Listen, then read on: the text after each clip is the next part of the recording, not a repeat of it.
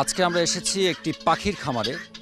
মূলত তিথির পাখি বলা হয়, হয়তো অনেকেই এটিকে চিনবেন যে তিথির পাখি বলা হয় এটিকে।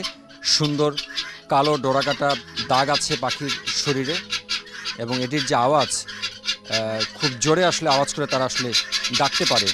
মূলত নওগাঁর একটি প্রত্যন্ত গ্রামে এই খামারটি গড়ে উঠেছে এবং এইখানে বাণিজ্যিক ভিত্তিতে কিন্তু এই তিথির পাখি চাষ হচ্ছে, যেগুলো শুধুমাত্র দেশ নয়, এই দেশের গণ্ডি ছাড়িয়ে বিদেশেও কিন্তু চলে যাচ্ছে।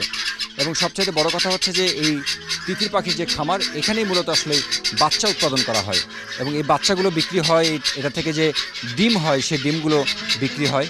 আমরা আসলে সব কিছু শুনবো। আমরা আছি নওগাঁ জেলার মান্দা উপজেলার কীর্তন নামে একটি গ্রামে, যেখানে খামার গড়ে উঠেছে এবং এই খামার যিনি দেখাশোনা করেন, এই খামারের যিনি মালিক, তার নাম হচ্ছে সুমন বর্মন।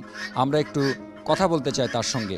আমরা সার্বিক বিষয় নিয়ে আসলে কথা বলতে চাই যে তিনি আসলে কিভাবে উৎপাদন করেন, কতটা শ্রম দিতে হয়, কি খায় বা খাবার কি দিতে হয়, সব কিছু মিলিয়ে আমরা একটু তার কাছে জানতে চাই। 2022 থেকে শুরু করছি, এখন 2024।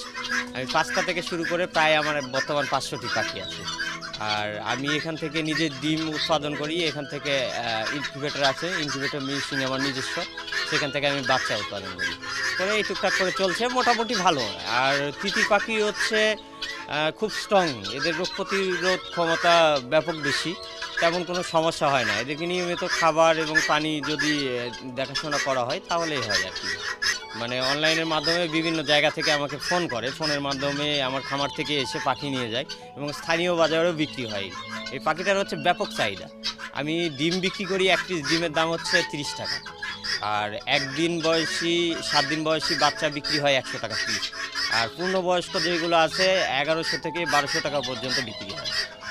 আর আমার কাছে প্রথম আমি যখন বিক্রি শুরু করি নাই, গ্রামে অনেকে পালে, তো ওনার হচ্ছে 2টা ডেকি মুরগি আছে, একটা মোরগের দরকার। আমি ওনার কাছে 1500 টাকা দাম চাইছিলাম, 1500 টাকা দিয়ে উনি আমার কাছ থেকে নিয়েছে। মানে চাহিদাটা অনেক। এই পাখিগুলো আসলে খুব প্রাকৃতিকভাবে আসলে তারা বড় হয়ে ওঠে, কারণ আমরা দেখলাম যে এখানে ধান কিংবা হচ্ছে যে ভুট্টা এবং পাশাপাশি বলা হচ্ছে যে ঘাস আছে, মানে সবুজ যে ঘাসগুলো আছে সেগুলো কিন্তু প্রচুর পরিমাণে খেয়ে থাকে এই পাখিগুলো। এবং পাশাপাশি এই পাখিগুলোর যে রোগ প্রতিরোধ ক্ষমতা সেটিও কিন্তু প্রচুর।